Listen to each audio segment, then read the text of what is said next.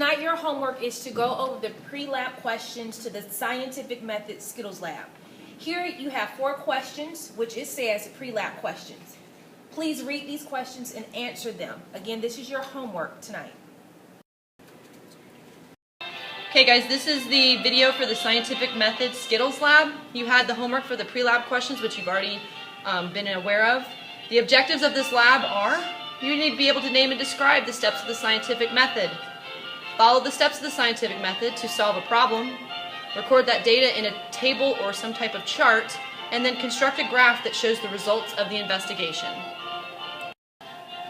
In order to complete this lab, you're going to need the materials shown here. You need a bag of Skittles, just the normal size that you can get at the checkout register at a grocery store, colored pencils to match those Skittles, a pencil, the worksheet that you should have received in class already, and a sheet of graph paper.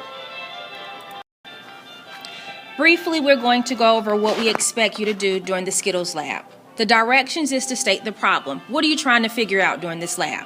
After that, you need to gather information, and this is specifically in regards to the candy you'll be using. You can see the questions on the gathering information section. After that, you need to form a hypothesis. Keep in mind, a hypothesis is if-then statement. There you need to experiment. Do not eat the candy until you are instructed to do so. After you have the experiment, you need to record and analyze your data. That is what the graph paper is for. Keep in mind you need to complete the table on your scientific method lab sheet. Once you are done, you have to form a conclusion, and that should be in paragraph form. Any questions? See your teacher. Please remember, these are the objectives that you should be able to answer and understand at the end of this lab.